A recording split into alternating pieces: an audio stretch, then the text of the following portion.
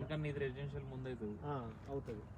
కాకపోతే ఏంటంటే మనం ఇక్కడ ఉన్నాం కదా అని ఇంకొక పాయింట్ ఆలోచించండి. నిమ్స్ 4.5 కిలోమీటర్స్ ఇంకా బెస్ట్ కదా. కాబట్టి ఇక్కడ నుంచి వెహికల్ మీద పోయి పనిచేస్తున్నట్లే వాళ్ళకి ఏదైనా సజెషన్ చాలా మంది దగ్గర ఉండాలని. ఇంకొకటి ఎయిర్పోర్ట్ కూడా దగ్గర. ఎయిర్పోర్ట్ దగ్గర నువ్వు ఎయిర్పోర్ట్ డొమెస్టిక్ ఇక్కడ ఇప్పుడు డొమెస్టిక్ రేపు వద్దురా కాదా. ఈ నిమ్స్ కంపెనీ మ్యానుఫ్యాక్చరింగ్ స్టార్ట్ అయిందంటే ఆటోమేటిక్గా పెద్ద పెంచుతూనే ఉంటారు. నీకు రేపు రీసేల్ చేసుకోవచ్చు కదా, ఇన్వెస్ట్మెంట్ చేసుకొని రీసేల్ చేసేసుకో. సో ఎయిర్పోర్ట్ పక్కన అని మనం శంషాబాద్ దగ్గర ఇక్కడ కూడా పాయింటే.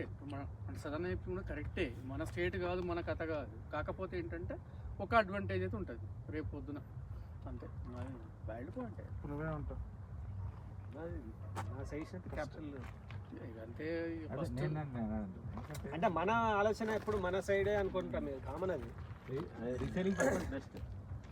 ఇక్కడ జైరాబాద్ బిదారు ఈ మిడిల్ పెట్టిన నుంచి అట్లే అనిపిస్తుంది. కాకపోతే ఏంటంటే అందులో ఫెసిలిటీస్ డిఫరెంట్. ఏముంది ఒక 2 years తర్వాత సేల్ చేసుకొని మళ్ళీ ఇక్కడ పెట్టుకోవచ్చు. రీసేలింగ్ బాగా వస్తుంది. నీకు ఇది కూడా బాగా వస్తుంది రీసేల్. అది రెండు నీకు ఇది కూడా వస్తుంది చాలా. ఎందుకంటే చూస్తే నాకు ఎందుకు నిమ్స్కి ఇదే దగ్గర ఉంది. నిమ్స్కి ఇదే దగ్గర 4.5 కిలోమీటర్స్.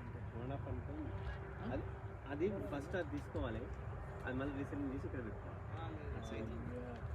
ఎక్కువ ల్యాండ్ ఎక్కువ ఇవన్నీ సర్ప్లస్ మనీ ఉన్న వాళ్ళకి ఆలోచనలు.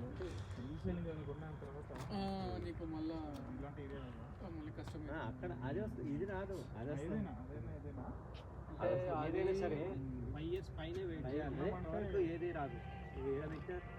రీసేల్ అట్లా రావాలంటే 30-40 వేలు గజం పెడితే రీసేల్ అప్పుడు వస్తుంది. ఎక్స్పెక్ట్